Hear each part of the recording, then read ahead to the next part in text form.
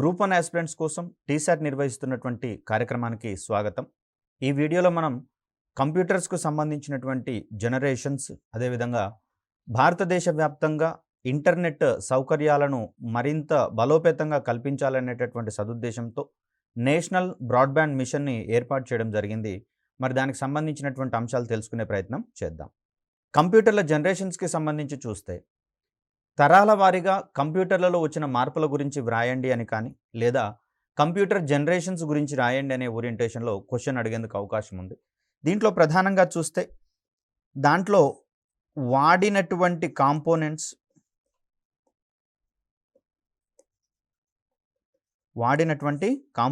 అదేవిధంగా స్టోరేజ్‌కి సంబంధించినటువంటి మెకానిజం ఏముంది,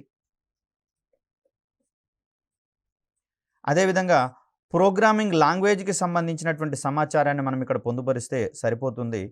సో అలా చూస్తే తరాల వారీగా ఒక్కొక్క కంప్యూటర్‌కి ఈ వేరియేషన్స్ ఏ విధంగా రావడం జరిగింది, ఆ వేరియేషన్స్ వల్ల వచ్చినటువంటి అడ్వాన్స్‌మెంట్స్ ప్రయోజనాలు ఏ విధంగా ఉన్నాయనే ఓరియంటేషన్‌లో మనం ఈ ఆన్సర్‌కి సంబంధించినటువంటి అంశాలు చూస్తూ ఉన్నాం. సో మొట్టమొదటిగా చూస్తే మొదటి తరం కంప్యూటర్ల గురించి మనం చెప్పుకోవాల్సి వస్తుంది. ఇంత క్రితం చెప్పుకున్నాము, ఈ తరంలోని కంప్యూటర్లు సాధారణంగా ఒక రూమ్ పరిమాణంలో ఉన్నట్లుగా మనకు కనిపిస్తూ ఉంది. దీంట్లో ప్రధాన కారణంగా ఈ తరం కంప్యూటర్లలో శూన్య నాళికలను వాడడం జరిగింది. వీటిని మనం వాక్యూమ్ ట్యూబ్స్ అంటాం. ఇవి ప్రధానంగా చూస్తే రెక్టిఫైయర్గా, అదేవిధంగా యాంప్లిఫైయర్గా మరియు రేడియో ఫ్రీక్వెన్సీస్‌ని క్రియేట్ చేసేటటువంటి ఒక ఉపకరణంగా మనకి ఇక్కడ కనిపిస్తుంది వాక్యూమ్ ట్యూబ్ అనేది. ప్రధానంగా దీనికి వేడిని గనక అందించినట్లయితే లేదా ఉష్ణాన్ని గనక అందించినట్లయితే ఇవి స్వేచ్ఛా ఎలక్ట్రాన్లను ఉద్గారించేటటువంటి స్వభావాన్ని ప్రదర్శిస్తూ ఉంటాయి వాక్యూమ్ ట్యూబ్స్ అనేటటువంటివి.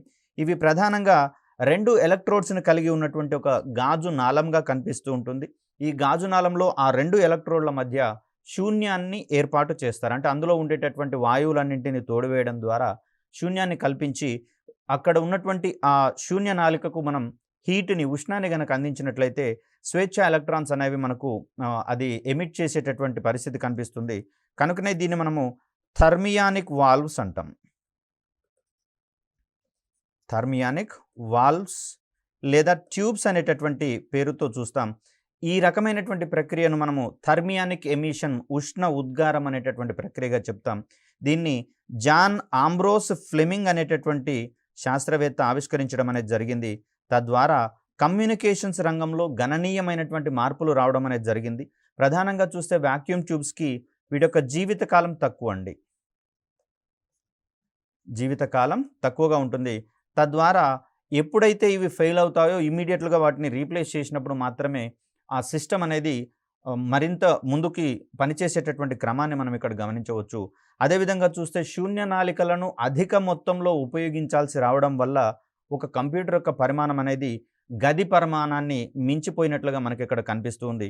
తదుపరి వచ్చినటువంటి కంప్యూటర్లలో ఈ శూన్య నాళికలకు బదులుగా మరింత అడ్వాన్స్డ్ టెక్నాలజీని వాడడం వల్ల పరిమాణం అనేది తగ్గుతూ ప్రస్తుతం మనం అరచేతిలో ఇమిడిపోయేటటువంటి కంప్యూటర్లను వాడే పరిస్థితులు మన ముందుకు రావడం అనేది జరిగింది.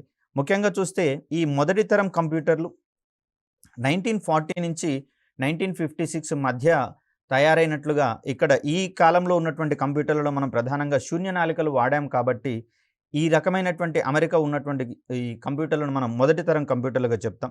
వీటిలలో నిల్వ సాధనాలుగా మ్యాగ్నెటిక్ డ్రమ్స్‌ని వాడడం జరిగింది. అదేవిధంగా కంప్యూటర్‌కి కోడింగ్ అందించేటటువంటి క్రమంలో మరియు డేటాను అందించేటటువంటి క్రమంలో మెషిన్ లాంగ్వేజ్‌ని వాడడం జరిగింది. మెషిన్ లాంగ్వేజ్ అంటే జీరోస్ అండ్ వన్స్ యొక్క కాంబినేషన్లలో ఉండేటటువంటి డేటాని మనం మెషిన్‌కి సప్లై చేస్తాము. ఈ రకమైనటువంటి కాంబినేషన్‌లో ఉండేటటువంటి డేటాని మాత్రమే కంప్యూటర్ అర్థం చేసుకోగలుగుతుంది. అదేవిధంగా మనకు అందేటటువంటి డేటా అవుట్పుట్ కూడా మనకు మెషిన్ లాంగ్వేజ్‌లోనే ఉంటుంది. దీన్ని మళ్ళీ తర్వాత మనము డీకోడింగ్ చేయాల్సి వస్తుంది. మరైతే ఇక్కడ మెషిన్ లాంగ్వేజ్‌కి సంబంధించినటువంటి నిపుణులు తక్కువగా ఉండడము, సాధారణ ప్రజలకు ఇది అవసరం అంటే అర్థం కానటువంటి పరిస్థితులలో వీటి యొక్క ఉపయోగం అనేది రెస్ట్రిక్ట్ కావడం జరిగింది. అంటే పరిమితం కావడం అనేది జరిగింది.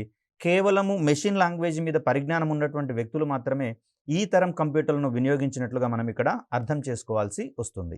ఇక్కడ శూన్యనాళికలను వాడేసరికి కంప్యూటర్ల యొక్క పరిమాణం అనేది ఎక్కువగా ఉండేది. అదేవిధంగా ఇవి థర్మియానిక్ ఎమిషన్ అంటే ఉష్ణ ఉద్గారం ఆధారంగా ఇవి పనిచేస్తూ ఉన్నాయి కాబట్టి ఇవి అధికమైనటువంటి వేడిని వెలువరించేటటువంటి పరిస్థితి మనకు కనిపించేది కంప్యూటర్ల నుంచి. తద్వారా నీటిని ఉపయోగించి వీటిని ఎల్లప్పుడూ చల్లబరిచేటటువంటి పరిస్థితులు కల్పించాల్సి వచ్చేది. అక్కడ శీతలీకరణ వ్యవస్థలు ఉన్నటువంటి కంప్యూటర్లుగా మనకిక్కడ మొదటి తరం కంప్యూటర్లు అనేవి కనిపిస్తూ ఉన్నాయి. ఇంత క్రితం చెప్పుకున్నటువంటి ఎడ్వాక్ కావచ్చు, ఎనియాక్ కావచ్చు, యూనివర్సల్ అడ్వాన్స్డ్ కంప్యూటర్ అనేటటువంటి యూనివాక్ కావచ్చు, మార్క్ 1 ఇవన్నీ మనకు మొదటి తరానికి సంబంధించినటువంటి కంప్యూటర్లుగా చూస్తూ ఉన్నాం. వీటన్నింట్లలో కూడా ప్రాథమికంగా శూన్యనాళికలను వాడడం అనేది జరిగింది.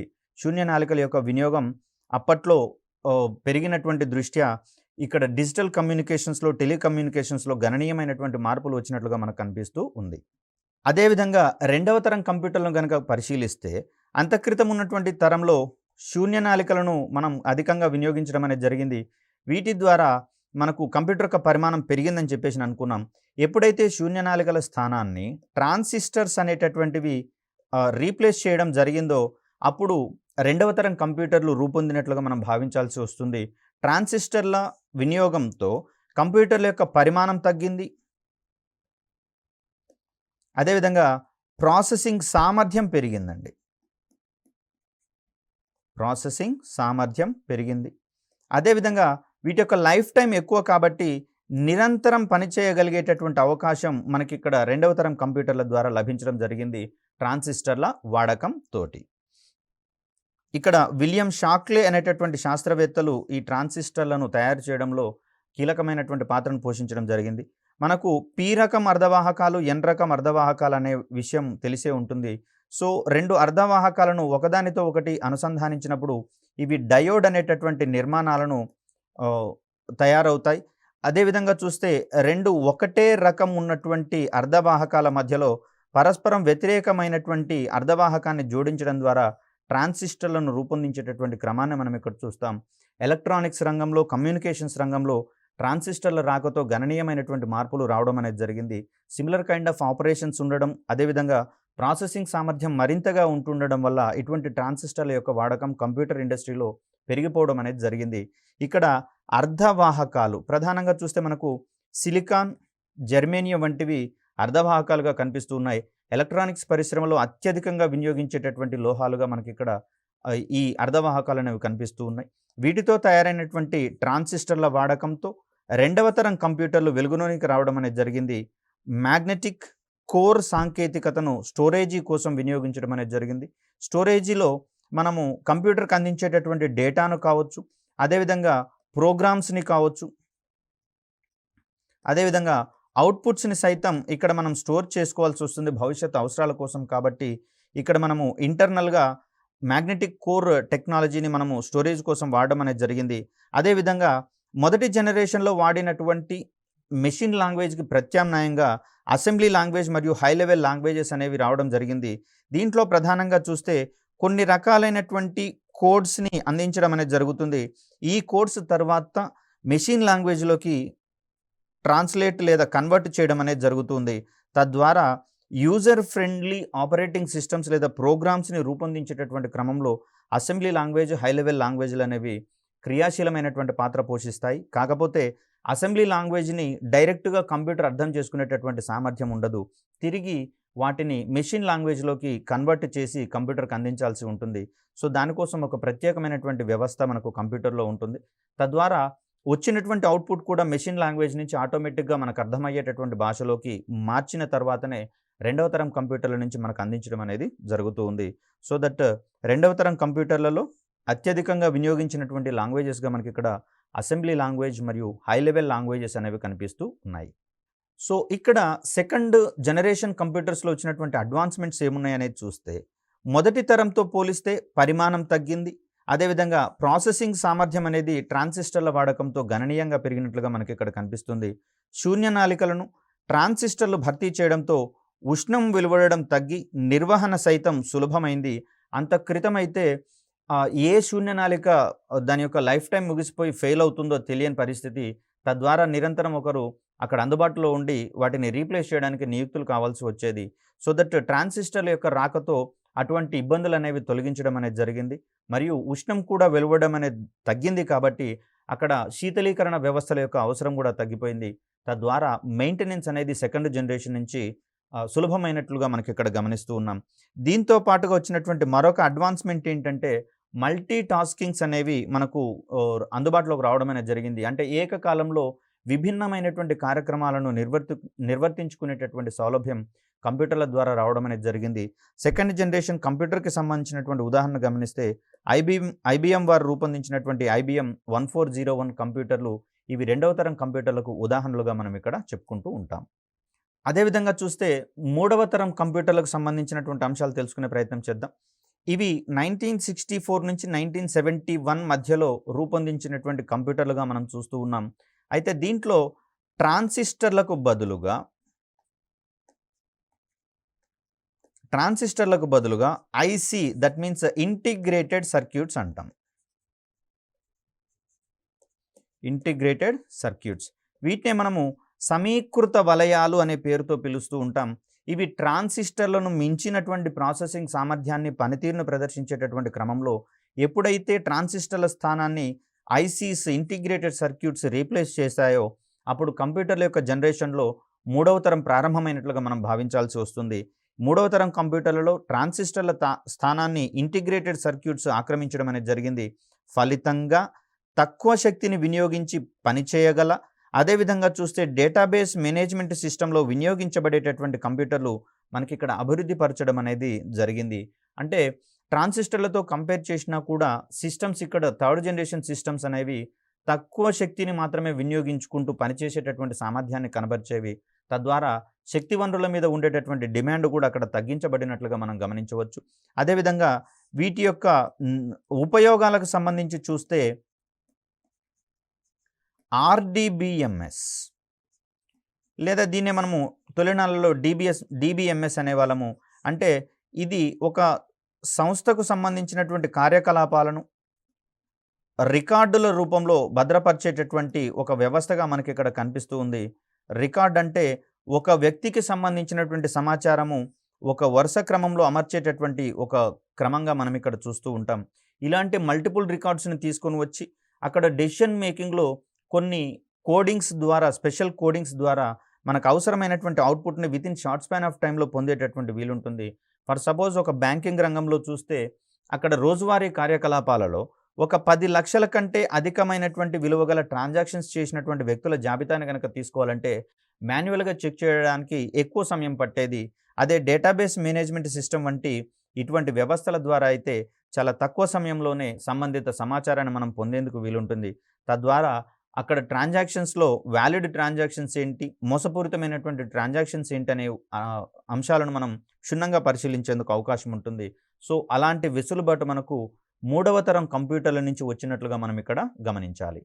ఇక్కడ ఈ మూడవ తరం కంప్యూటర్లలో వచ్చినటువంటి ఈ అంశాల ఆధారంగా ఎన్‌సిఆర్ 395 దీన్నే మనము నేషనల్ క్యాష్ రిజిస్టర్‌కి సంబంధించినటువంటి అబ్రివేషన్‌గా మనం ఇక్కడ చూస్తూ ఉన్నాం. నేషనల్ క్యాష్ రిజిస్టర్ కంపెనీ వీరు రూపొందించినటువంటి ఎన్‌సిఆర్ 395 అదేవిధంగా ఫార్ములా ట్రాన్స్లేటర్ ఫోర్ట్రాన్ అనేటటువంటి అంశాలు మరియు కోబాల్ కామన్ బిజినెస్ ఓరియంటెడ్ లాంగ్వేజ్ అనేటటువంటిది ఇక్కడ ఒక ప్రత్యేకమైనటువంటి బ్యాంకింగ్ రంగానికి పనికొచ్చేటటువంటి ఒక సాఫ్ట్వేర్ లేదా ప్రోగ్రామింగ్ లాంగ్వేజ్‌గా మనకి ఇక్కడ కనిపిస్తుంది. అదేవిధంగా ఆల్గాల్ అనేటటువంటి హై లెవెల్ లాంగ్వేజెస్ హెచ్ఎల్ఎల్ అంటాం మనం. హై లెవెల్ లాంగ్వేజెస్‌ని ఇక్కడ మనం వినియోగించాం మూడవ తరం కంప్యూటర్స్‌కి సంబంధించి. ఇవి చూస్తే ముఖ్యంగా బిజినెస్ సొల్యూషన్స్‌కి సంబంధించినటువంటి వినియోగాలు ఇక్కడ మనకు ఎక్కువ కావడం జరిగింది. అదేవిధంగా మల్టీ టాస్కింగ్ సౌకర్యాలు సైతం మనకి ఇక్కడ అందుబాటులోకి వచ్చినట్లుగా మనకు కనిపిస్తూ ఉంది. ఇదే క్రమంలో చూస్తే నాలుగవ తరం కంప్యూటర్ల గురించి ప్రత్యేకంగా ప్రస్తావించుకోవాల్సి వస్తుంది. ఇక్కడ నాలుగవ తరం అనేది 1971 నుంచి 2010 వరకు కంటిన్యూ అయినట్లుగా మనకి ఇక్కడ కనిపిస్తూ ఉంది. దీంట్లో అంతక్రితం వాడినటువంటి ఇంటిగ్రేటెడ్ సర్క్యూట్స్ స్థానంలో మైక్రో ప్రాసెసర్స్‌ని మనం వాడడం అనేది ప్రారంభమైంది. దీంట్లో లక్షల సంఖ్యలో ఐసీలను ఒక చిన్న ఏరియాలో వాటిని సూక్ష్మీకరించి అమర్చడం ద్వారా అక్కడ మైక్రో ప్రాసెసర్స్ అనేవి ఎస్టాబ్లిష్ కావడం అనేది జరుగుతుంది, రూపొందడం జరుగుతుంది. మరి వాటిని వినియోగించినప్పుడు ఆటోమేటిక్‌గా సామర్థ్యం అనేది పెరుగుతూ ఉంటుంది. కొన్ని ఐసీలతోటే మూడవ తరం కంప్యూటర్లలో మల్టీ టాస్కింగ్ వంటివి పాసిబుల్ అయినటువంటి పరిస్థితులలో మరి అటువంటి ఐసీలను ఎన్నింటినో వాడడం ద్వారా, ఒకటే మైక్రో ప్రాసెసర్ మీద వాడడం ద్వారా ఇక్కడ మరిన్ని అధునాతనమైనటువంటి సౌకర్యాలు మనకు నాలుగవ తరం నుంచి కల్పించడం అనేది జరిగింది. అధునాతన సెమీకండక్టర్ మెమరీని సమాచార నిల్వ కోసం వాడడం జరిగింది. అదేవిధంగా వీటి వాడకంతో అంటే మైక్రో ప్రాసెసర్ల వాడకంతో కమ్యూనికేషన్, ప్రసార సాంకేతికతలు వీటిని మనము ఐసీటీకి సంబంధించినటువంటి అంశంగా మనం ఇక్కడ చూడవచ్చు.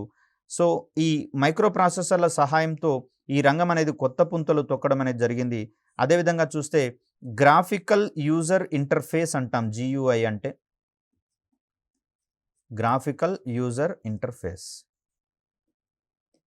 అంటే ప్రతి ఒక్క కార్యక్రమానికి ఒక గ్రాఫిక్‌ని అక్కడ రూపొందించడం అనేది జరుగుతుంది. దాని మీద ప్రెస్ చేసినట్లయితే ఒక స్పెసిఫిక్ టాస్క్ అనేది కంప్లీట్ కావడం, ఫుల్‌ఫిల్ కావడం అనేది జరుగుతుంది. ఫర్ ఎగ్జాంపుల్ చూసినట్లయితే మనం మొబైల్ ఫోన్‌లలో మనం కాల్ చేయడానికి ఆ కాలింగ్ బటన్ అనేది ఒకటి ఉంటుంది. దీన్ని ప్రెస్ చేయడం ద్వారా అక్కడ డయల్ ప్యాడ్ అనేది ఓపెన్ అవుతుంది. తద్వారా అక్కడ మనకు కావాల్సినటువంటి నంబర్‌ని ప్రెస్ చేసి కాలింగ్ బటన్ ప్రెస్ చేసినట్లయితే అక్కడ కాలింగ్ సదుపాయం వచ్చినట్లుగా ఒక్కొక్క పర్టిక్యులర్ యాక్షన్ కోసం ఒక గ్రాఫికల్ ఇంటర్ఫేస్ అనేది అక్కడ ప్రొవైడ్ చేయడం అనేది జరుగుతుంది.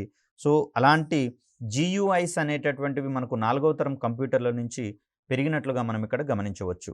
సో, ఈ క్రమంలోనే మనం ఐదవ తరం కంప్యూటర్ల గురించి ప్రముఖంగా ప్రస్తావించుకోవాల్సి వస్తుంది. 2010 నుంచి భవిష్యత్ కాలం మొత్తం కూడా ఐదవ తరం కంప్యూటర్లుగా మనం ఇక్కడ పరిగణిస్తూ ఉన్నాం.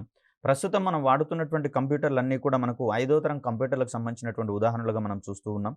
వీటిలలో వీఎల్ఎస్ఐ దీన్నే మనం very large scale integrated circuits అనేటటువంటి పదంతో మనం ఇక్కడ పిలుస్తూ ఉంటాం. ఈ సాంకేతికతను వాడడం అనేది జరిగింది. ఐదవ తరం కంప్యూటర్లకు వచ్చేసరికి ప్యారలల్ కంప్యూటింగ్ అనేది మనకు అడ్వాన్స్డ్‌గా రావడం అనేది జరిగింది. వీటి సహాయంతో హెచ్‌పిసిస్ హై పెర్ఫార్మెన్స్ కంప్యూటింగ్ సిస్టమ్స్‌ని ఎస్టాబ్లిష్ చేసుకోవడం అనేది పాసిబుల్ కావడం అనేది జరిగింది. అదేవిధంగా ఇక్కడ సమాచారము అధిక మొత్తంలో క్రోడీకరించాల్సి రావడంతో అత్యంత అధునాతనమైనటువంటి ఆప్టికల్ డిస్కులను వాడడం అనేది జరిగింది. అదేవిధంగా చూస్తే కృత్రిమ మేధ దీన్నే మనం ఆర్టిఫిషియల్ ఇంటెలిజెన్స్ అంటున్నాము. ఈ ఆర్టిఫిషియల్ ఇంటెలిజెన్స్ సహాయంతో రోబోటిక్స్ రంగంలో పెనుమార్పులకు గురి చేయడంలో ఈ తరం కంప్యూటర్లు దోహదపడగలవు అనేటటువంటి అంశాన్ని ఇక్కడ మనం గమనించుకోవాలి. తద్వారా భవిష్యత్తులో మరిన్ని అద్భుతమైనటువంటి ఆవిష్కరణలు జరిగేందుకు అవకాశం ఉంటుంది.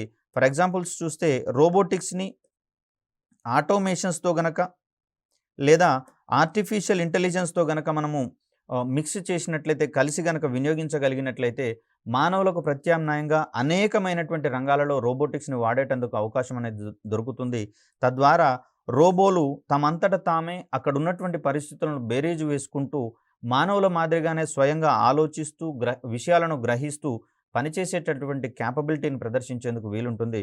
ముఖ్యంగా మైనింగ్ వంటి రంగాలలో మానవునకు ప్రత్యామ్నాయంగా ఇటువంటి ఆటోమేటెడ్ రోబోటిక్స్‌ని గనక మనం వాడినట్లయితే అక్కడ ప్రమాదాలను నివారించేటందుకు అవకాశం ఉంటుంది. అదేవిధంగా ప్రమాదాలు జరిగినటువంటి సందర్భాలలో మైనింగ్ ఫీల్డ్‌లో కొన్ని సందర్భాలలో అక్కడ శవాలను వెలికి తీయడానికి కూడా చాలా ఇబ్బందికరమైనటువంటి పరిస్థితులు ఉండేందుకు అవకాశం ఉంటుంది. మరి అలాంటి ఇబ్బందికరమైనటువంటి పరిస్థితులను తొలగించడంలో ఇక్కడ రోబోటిక్స్ ప్లస్ ఆర్టిఫిషియల్ ఇంటెలిజెన్స్ అదేవిధంగా కృత్రిమ మేధ వంటి అంశాలు ఇక్కడ మనకు ఎక్కువగా దోహదపడేందుకు అవకాశం ఉంటుంది. తద్వారా మానవ ప్రాణ నష్టాలను మరింత కనిష్ట స్థాయిలకు తగ్గించేటందుకు వీలుంటుంది. మరొక రకంగా చూస్తే పూర్తిగా ఆటోమేట్ చేసినట్లయితే మానవ ప్రాణాలను మనం మొత్తంగా కాపాడగలిగిన వాళ్ళం అవుతాం. అది ఐదవ తరం సాంకేతికతకు సంబంధించినటువంటి, ఐదవ తరం కంప్యూటర్లకు సంబంధించినటువంటి అద్భుతమైనటువంటి అంశంగా మనం ఇక్కడ చెప్పుకోవచ్చు. సో, ఇక్కడ భారత ప్రభుత్వము దేశవ్యాప్తంగా అందరికీ కూడా డిజిటల్ మౌలిక వనరులను కల్పించాలనేటటువంటి సదుద్దేశంతో డిజిటల్ మౌలిక వనరులు వీటిని కల్పించాలి. అదేవిధంగా దేశవ్యాప్తంగా ఇక్కడ ఇంటర్నెట్ వేగాన్ని కూడా ఎక్కువగా చేయాలనేటటువంటి ఉద్దేశంతో మనకు నేషనల్ బ్రాడ్బ్యాండ్ మిషన్ని ఎస్టాబ్లిష్ చేయడం అనేది జరిగింది. ఇక్కడ మిషన్ అంటే మనం అంతక్రితమే చెప్పుకున్నాం, వితిన్ షార్ట్ స్పాన్ ఆఫ్ టైంలో అక్కడ తోడ్పాటు అందించేటటువంటి రంగాలకు కావచ్చు లేదా డెవలప్మెంట్ తక్కువగా ఉన్నటువంటి రంగాలను ఎంపిక చేసుకొని వాటిలలో ఒక నిర్దిష్టమైనటువంటి కాలానికి 5-10 సంవత్సరాల కాలానికి తగినటువంటి కార్యాచరణను రూపొందించుకొని స్వల్పకాలంలో దానిలో అభివృద్ధిని సాధించేటటువంటి క్రమంలో కొన్ని కార్యక్రమాలను అమలు చేయడం అనేది జరుగుతుంది. మరి దీన్నే మనం ఒక మిషన్‌గా చెప్పుకుంటూ ఉన్నాం. దీంట్లో భాగంగా దేశవ్యాప్తంగా బ్రాడ్‌బ్యాండ్ సౌకర్యాలు అంటే వేగవంతమైనటువంటి అంతర్జాల సౌకర్యాలు పెంపొందించేటటువంటి క్రమంలో దీన్ని ఎస్టాబ్లిష్ చేసుకున్నట్లుగా మనకి ఇక్కడ కనిపిస్తుంది. ఈ పథకాన్ని ముఖ్యంగా చూస్తే ఈ మిషన్‌ని నేషనల్ డిజిటల్ పాలసీ 2008 కింద దీన్ని ప్రారంభించడం అనేది జరిగింది. ఇక్కడ నేషనల్ బ్రాడ్‌బ్యాండ్ మిషన్‌ని 2019లో ప్రారంభించాం. దీనిని అప్పటి కేంద్ర కమ్యూనికేషన్స్ శాఖ మంత్రి అయినటువంటి శ్రీ రవిశంకర్ ప్రసాద్ ప్రారంభించినట్లుగా మనం ఇక్కడ గమనిస్తూ ఉన్నాం.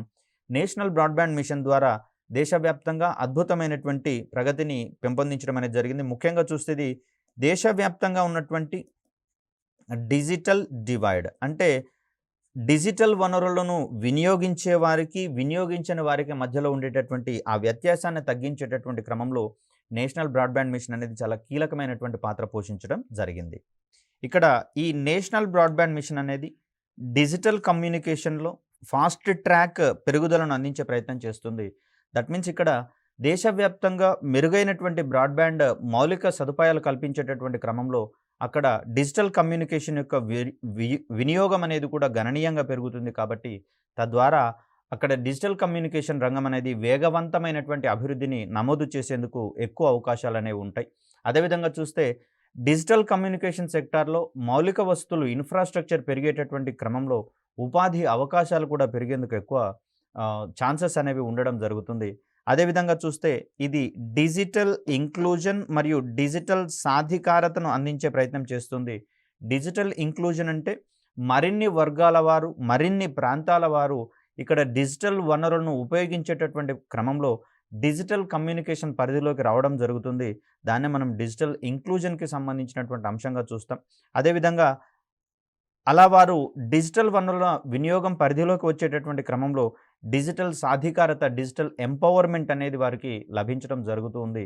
తద్వారా వారు మరిన్ని అవకాశాలను పెంపొందించుకునేటటువంటి క్రమాన్ని చూస్తాం. ఆదాయ మార్గాలను పెంచేటటువంటి క్రమంలో, అదేవిధంగా విద్యకు సంబంధించినటువంటి అవకాశాలను పెంపొందించేటటువంటి క్రమంలో మరిన్ని అవకాశాలనేవి అన్ని రకాల ప్రాంతాల వారికి, అన్ని వర్గాల వారికి అందుబాటులోకి వచ్చే అవకాశం మనకు నేషనల్ బ్రాడ్‌బ్యాండ్ మిషన్ ద్వారా అందించడం జరుగుతుంది.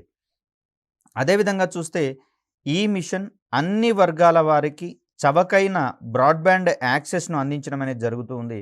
అంత క్రితం గనక గమనిస్తే ఇక్కడ ఇంటర్నెట్ సర్వీస్ ప్రొవైడర్స్ అధిక మొత్తంలో పెట్టుబడిని పెట్టడం ద్వారా రకరకాల టెక్నాలజీల సహాయంతో ఇంటర్నెట్ సర్వీసెస్ అనేది అందించడానికి ప్రయత్నం చేస్తూ ఉంటారు.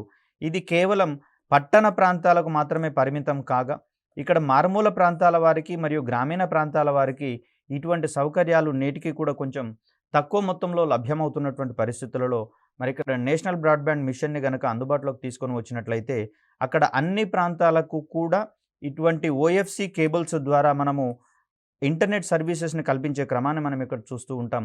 అదేవిధంగా ఎక్కడైతే ఓఎఫ్‌సి కనెక్టివిటీ అనేది పెరుగుతూ ఉంటుందో తద్వారా అక్కడ ఈ ఇంటర్నెట్ సర్వీస్ ప్రొవైడర్స్ అనేవారు తక్కువకే ఇక్కడ బ్రాడ్‌బ్యాండ్ సౌకర్యాలను కల్పించడానికి ముందుకు వచ్చే అవకాశాలు ఉంటాయి. కాబట్టి అన్ని వర్గాల వారికి కూడా చవకగానే బ్రాడ్‌బ్యాండ్ సర్వీసెస్ అనేవి అందించడానికి అవకాశం దొరుకుతుంది.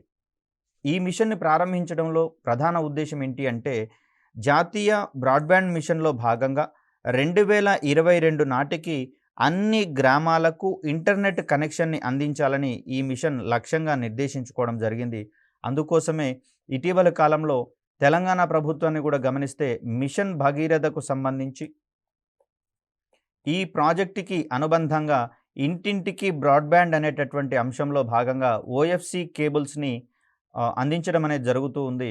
తద్వారా అక్కడ గ్రామీణ ప్రాంతాలలో సైతం ఉన్నటువంటి గ్రామీణ ప్రాంతాల వారికి బ్రాడ్‌బ్యాండ్ సర్వీసెస్‌ని అందించేటటువంటి క్రమంలో ఆ పథకాన్ని సంయుక్తంగా ఇంటిగ్రేట్ చేసుకుంటూ అందించేటటువంటి ప్రయత్నం జరుగుతూ ఉంది.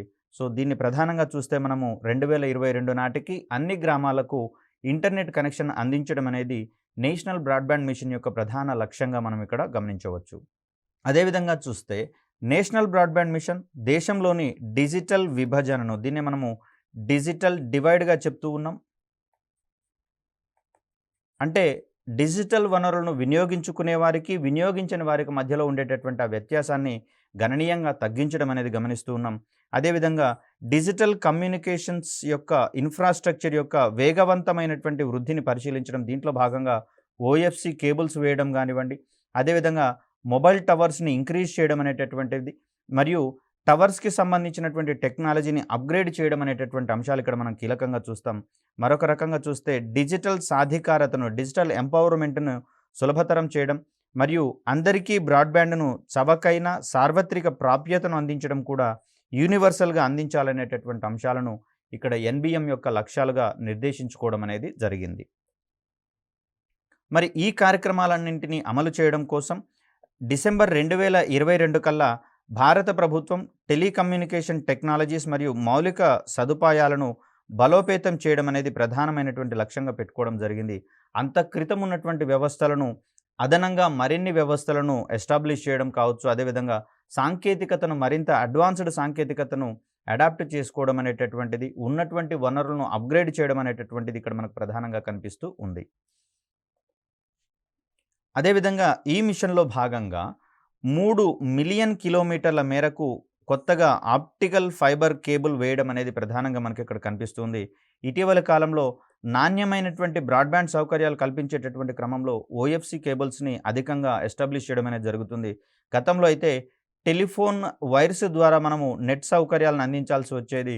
కానీ ప్రస్తుతము ఓఎఫ్‌సిస్ ద్వారా చేస్తూ ఉన్నాం. దీంట్లో టెలిఫోన్ కమ్యూనికేషన్స్ ద్వారా వచ్చేటటువంటి డిసడ్వాంటేజెస్ ఏంటంటే కమ్యూనికేషన్ లాసెస్ అనేవి ఉంటాయి ట్రాన్స్మిషన్ సందర్భంగా.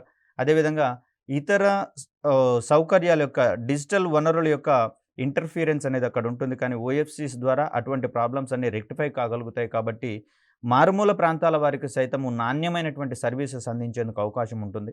అదేవిధంగా చూస్తే టవర్ల యొక్క సాంద్రతను ప్రతి 1,00,000 మంది జనాభాకు చూస్తే ప్రస్తుతం 42 మాత్రమే ఉండడం జరిగింది. దీనిని 100 టవర్స్‌కి పెంచాలనేటటువంటిది మిషన్‌లో లక్ష్యంలో భాగంగా నిర్దేశించుకోవడం జరిగింది. తద్వారా ఒక టవర్ పరిధిలో ఉండేటటువంటి కనెక్షన్ల సంఖ్యను ఎక్కువగా పెంచుకుంటూ పోతూ ఉన్నట్లయితే అక్కడ నాణ్యమైనటువంటి సర్వీసెస్ అందేందుకు అవకాశం లేదు.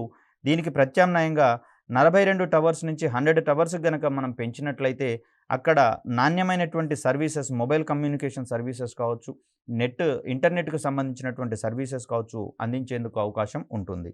అదేవిధంగా చూస్తే ప్రస్తుతం టవర్ల ఫైబరీకరణ అంటే ఓఎఫ్‌సిస్ ద్వారా కనెక్ట్ చేసేటటువంటి అంశాలలో భాగంగా దేశంలో ఇది కేవలము 30% మాత్రమే ఉన్నట్లుగా మనం గమనిస్తూ ఉన్నాం.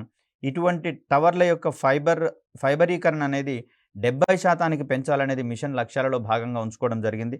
తద్వారా దేశవ్యాప్తంగా సగటు బ్రాడ్‌బ్యాండ్ వేగము 25 ఎంబీపీఎస్ వరకు సాధించాలనేది లక్ష్యంగా నిర్దేశించుకోవడం అనేది జరిగింది.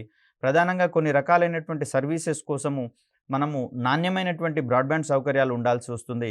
ముఖ్యంగా చూస్తే ఏవైనా అప్లికేషన్స్‌ని లేదా రిక్రూట్మెంట్‌కి సంబంధించినటువంటి అప్లికేషన్స్‌ని ఫిలప్ చేసేటటువంటి క్రమంలో ఇక్కడ బ్రాడ్‌బ్యాండ్ సౌకర్యాల్లో ఇంటరప్షన్స్ గనక వచ్చినట్లయితే ప్రాసెస్ మళ్ళీ మొదటి నుంచి మొదలు స్టార్ట్ చేయాల్సి వస్తుంది. కాబట్టి అటువంటి అసౌకర్యాలను తగ్గించేటటువంటి క్రమంలో బ్రాడ్‌బ్యాండ్ యొక్క వేగాన్ని పెంచాల్సి వస్తుంది. మరి దేశవ్యాప్తంగా చూస్తే ఇటువంటి బ్రాడ్‌బ్యాండ్ వేగము 25 ఎంబీపీఎస్ సాధించాలనేది ఇక్కడ ఎన్‌బీఎం యొక్క లక్ష్యంగా నిర్దేశించుకోవడం జరిగింది.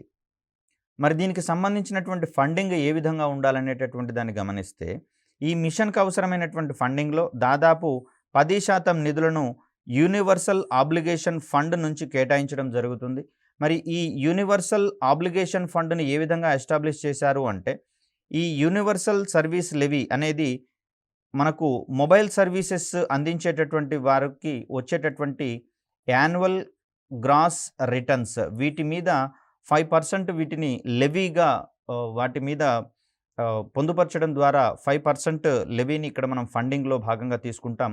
ఈ యూనివర్సల్ ఆబ్లిగేషన్ ఫండ్‌ని నుంచి మనం 10% నిధులను ఈ ఎన్‌బీఎం కోసం కేటాయించడం అనేది జరుగుతుంది. మిగిలినటువంటి ఫండింగ్‌ని సంస్థలు కావచ్చు, ఇతరత్ర కంపెనీలు కావచ్చు స్వయంగా ఎస్టాబ్లిష్ చేసుకోవాల్సి ఉంటుంది. సో ఇక్కడ పొందుపరిచేటటువంటి ఈ సర్వీస్ లెవీని అన్ని టెలికాం ఫండ్ ఆపరేటర్లకు వారి యాన్యువల్ గ్రాస్ రిటర్న్స్ మీద విధించడం అనేది జరుగుతుంది. మిగిలిన మొత్తాన్ని పరిశ్రమలు మరియు ఇతర వాటాదారులు అంటే ఇక్కడ బ్రాడ్‌బ్యాండ్ సౌకర్యాలకు సంబంధించి గరిష్ట వినియోగం ఉన్నటువంటి సంస్థల నుంచి వాటిని పెట్టుబడిగా తీసుకోవాల్సి వస్తుంది.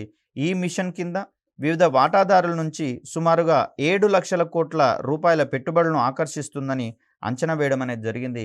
తద్వారా మారుమూల ప్రాంతాల్లో సైతం ఇటువంటి బ్రాడ్‌బ్యాండ్ సౌకర్యాల ద్వారా డిజిటల్ కమ్యూనికేషన్‌ని పెంపొందింపచేసినప్పుడు వారు సైతం ఈ డిజిటల్ కమ్యూనికేషన్స్ ద్వారా వచ్చేటటువంటి అదనపు ప్రయోజనాలను పొందేందుకు అవకాశం ఉంటుంది. అదేవిధంగా డిజిటల్ ఇంక్లూజన్ మరియు డిజిటల్ సాధికారత ఎంపవర్‌మెంట్ సైతం సాధించవచ్చు అనేటటువంటిది ఎన్‌బీఎం ద్వారా మనకు తేటతెల్లం కావడం అనేది జరిగింది. మరి ముఖ్యంగా చూస్తే దేశవ్యాప్తంగా డిజిటల్ డివైడ్ అనేది, డిజిటల్ అంతరం అనేది ఎక్కువగా ఉంటుంది ప్రాంతాల వారీగా. అదేవిధంగా లింగపరమైనటువంటి అంతరాలు కూడా ఎక్కువగా గమనించినటువంటి పరిస్థితులలో వాటన్నింటినీ కనిష్ట స్థాయిలకు తీసుకొచ్చేటటువంటి క్రమంలో నేషనల్ బ్రాడ్‌బ్యాండ్ మిషన్ అనేది ఉపయోగపడుతుంది అనడంలో ఎటువంటి సందేహము లేదు. మరొక చక్కటి వీడియోతో మీ ముందుకొచ్చే ప్రయత్నం చేస్తాను. అప్పటి వరకు సెలవు. ధన్యవాదాలు.